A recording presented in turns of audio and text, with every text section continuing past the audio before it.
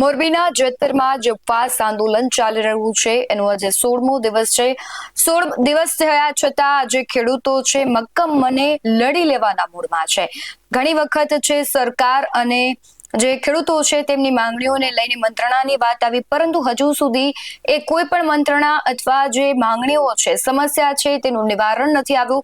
આ બધાની વચ્ચે જે વરસાદ છે વિઘ્નરૂપ બન્યો હતો, તેને લઈને ફરી એક વખત ઉપવાસ આંદોલનની જે વ્યવસ્થાઓ છે તે બદલાવવામાં આવી છે। સાથે જ જે અલગ અલગ વિભાગો બનાવવામાં આવી રહ્યા છે તે કઈ રીતે કામ કરી રહ્યા છે તેના વિશે જ વાત કરવી છે।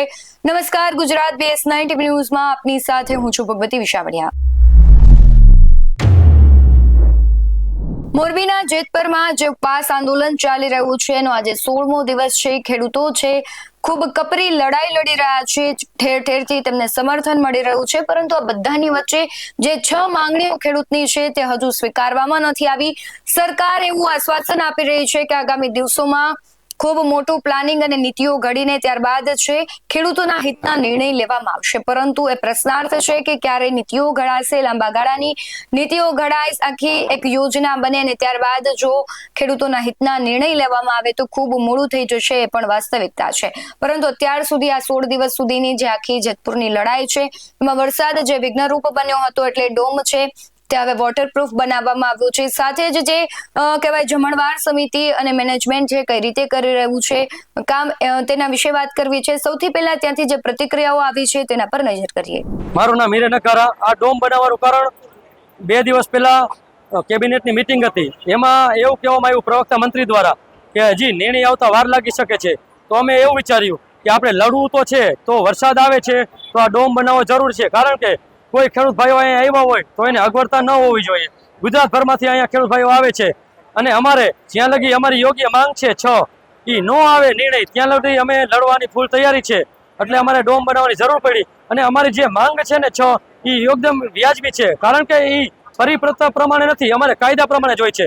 જે કલેક્ટર સાહેબ જે કાયદાનો ઉપયોગ કરે છે 1885નો ટેલિગ્રાફ એક્ટની કલમ 16(1) નીચે હુકમ કરે છે ને કામનો, એ જ કાયદાની કલમ છે કલમ 10D કે ઓછામાં ઓછું નુકસાન ને વધુમાં વધુ વળતર। તો અમારે એ કાયદા પ્રમાણે વળતર જોઈએ છે ખેડૂત ભાઈઓને, એટલે અમે પૂરી તાકાતથી લડવા તૈયાર છીએ। એટલે અમે ડોમની વ્યવસ્થા કરી છે। ડોમમાં 4000 માણસ બેસી શકે એવી વ્યવસ્થા છે અને બહાર તો 30,000 માણસ બેસી શકે એવી પણ વ્યવસ્થા છે। મારું નામ નરેશભાઈ ગોરધનભાઈ જાકાસણિયા છે। જેતપુર ગામમાં 16 દિવસથી આ રસોડું ચાલી રહ્યું છે આંદોલન છાવણી માટેનું। ભાઈઓ અને બહેનો ખૂબ જ આવે છે। સ્વયંસેવકોમાં ગાજે ઘાટીલાથી 200 અને જણ આવ્યા છે અને 200 મહિલાઓ આવ્યા છે। નારી શક્તિ તો ખૂબ જ આવે છે। નારી શક્તિને તો આભાર માનવો પડે એટલી નારી શક્તિઓ આવે છે। અને આ 15-20 દીથી અલગ અલગ જાતની મીઠાઈઓ બનાવી છીએ, 10 થી 8 મીઠાઈઓ બનાવી છીએ। બધું આંદોલનમાં આવે છે પણ કોઈ જાતનો સરકારનો સપોર્ટ મળતો નથી। આ માટે અમારે બહુ જ હેરાન થવું પડે છે આંદોલનમાં, અને આંદોલન માટે અમારે નારી શક્તિઓ તો અમારે કેવું પડે છે સિંહણું છે। એ માટેની અમે નારી શક્તિઓને ધન્યવાદ માની છીએ। અને આંદોલનમાં 1500 થી સાંજે અને 1500 બપોરે માણસો જમવામાં હોય છે અને માણસો તો ખૂબ જ આવે છે। હા, મારું નામ જૂના ઘાટીલા, ગામ જૂના ઘાટીલા, નામ ઈશ્વર રવજી। આજે અમે જેતપુર સમર્થનમાં આવ્યા છીએ ઉપવાસ આંદોલનમાં। આજ આ આંદોલનના 16મો દિવસ છે। 16 દિવસથી અહીં જો જમવાનું આવતા મહેમાનોને બધા સાવણીમાં અલગ અલગ આવ્યા જ રાખે છે, એ બધાને જમવાનું તો અહીંયા સતત ચાલુ એમને મેં થઈ જાય સહયોગથી। કોઈને ખબર નથી કોણ આ દે હે ગા દે બધું, અને આરામથી સગવડ હે, જમવાની સગવડ સારી થઈ ગઈ એટલે હાલે। આ સરકારને એટલું કહેવા માંગીએ અમે કે આ હોડ થયા 2-3 ઉપવાસ આંદોલન વાળાને તબિયત લથડી ગઈ, તો હવે આનું કંઈક કરો તમે। આને એમ કે આ વરસાદ થાય ને તો આ બધા વૈયા જાય ભેગા થાય છે, એને એમ કે ભાગી જવાના હે આ વરસાદ થાય એટલે ખેડૂત નવરા નથી, પણ એને ખબર નથી કે આ જગતનો તાત છે, તમારો બાપ છે, ઝુકેગા નહીં છાલા।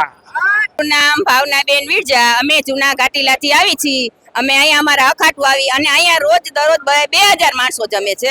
અમે અહીંયા 15 દિવસથી આવી સેવા કરવા માટે, અને અહીંયા જો કોઈને ખબર પડતી ન હોય, નથી દેખાતું કોઈને કે અમે શું કરવા આવી, એટલે એને ખાસ ધ્યાન દેવાનું છે કે આ કેમ બધા એકતા ભેગા થયા. ખેડૂતની એકતા એનાથી નહીં જોવાય. જય જવાન, જય કિસાન, જય જવાન, જય કિસાન, નારી શક્તિ, જિંદાબાદ, નારી શક્તિ. જિંદાબાદ.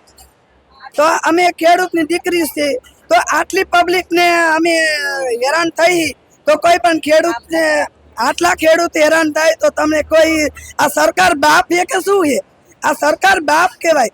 તો સરકારને તો પબ્લિકને હેરાન કરવી તો સરકાર નો કહેવાય. આ તો સરકાર દુશ્મન છે. આને આ બધા વિચારીને કોઈ પગલા ભરે તો આ બધાને શું કરવાનું? આ હક માંગવાય તો નારી શક્તિ છે ઈ જો બનાવે તો સ્વર્ગ બનાવે અને નર્ક બનાવી શકે. તો આ અમે હક લઈને જ પણ રહીશું, ગમે તે થાય. અમે ઉપવાસ ઉપર ગમે 15 દિવસ થયા પણ હજી 1 મહિનો થાય તો મહિનો ઝૂકી નહીં જઈ, ઝૂકીને જ રહીશું. અમે અહીંયા જ તમારું હક લઈને અમે ભલે ઉપવાસ ઉપર, અમારા છોકરા ભલે ભૂખે મરે પણ અમે ઉપવાસ ઉપર રહીશું. તો કઈ એને નથી ખબર પડતી કે આ આપણે હવે હક આપવો પડે? 18 એકરના પૈસા 1700 રૂપિયા, 1800 રૂપિયા, શું આ તમારા બાપની છે જમીન? તો અહીંયા કાંઈ દેવાનું નથી. ઘઉંના પૈસા હોય તો નથી, પછી દેવાનું બધી, અને અત્યારે નહીં દેવાનું. તો અમારે પૈસા થાંભલા રોક્યા, થાંભલા જીમાણાને પડ્યા. અત્યારે 40 લાખનો વીઘો છે અને તમે 1500 ને 2500 દઈ દો. એટલે સરકારને શું? ખેડૂત અમે તમારા હારું લડી, ખેડૂતને તમારા માટે જ લડવાનું છે. અમારા છોકરાને ભૂખ્યું રહેવાનું છે. તો કઈક વિચારે.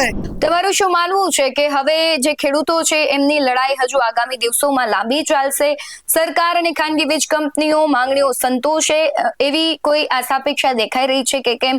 કારણ કે ખૂબ આટલા દિવસ લાંબુ આંદોલન ચાલે ત્યારે સ્વાભાવિક છે કે પ્રશ્નાર્થ થાય સરકાર પર, વહીવટી તંત્ર પર, અને જે વીજ કંપનીઓ છે જે ખેડૂતોના ખેતરમાં વીજ લાઈનો નાખી રહી છે તેના પર. પરંતુ હવે જોવાનું રહેશે કે જે ખેડૂતોના નામે રાજનીતિ થાય છે, ખેડૂતોના નામે વોટ છે એ એકઠા કરવામાં આવે છે, પરંતુ જ્યારે ખેડૂતોને ખરેખર જરૂરત છે ત્યારે સંવેદનશીલ સરકાર છે કેવા નિર્ણયો લે છે તેના પર સૌની નજર રહેશે. તમારું શું માનવું છે કમેન્ટમાં જરૂરથી જણાવજો. બાકી આવા જ વધુ અહેવાલો સાથે ફરી મળતા રહીશું. તમે અમારી યુટ્યુબ ચેનલને સબસ્ક્રાઇબ કરવાનું અને ફેસબુક અને ઇન્સ્ટાગ્રામ પર ફોલો કરવાનું ભૂલશો નહીં. બાકી નવી અપડેટ્સ મેળવવા માટે જોતા રહો BS9 ન્યૂઝ. નમસ્કાર.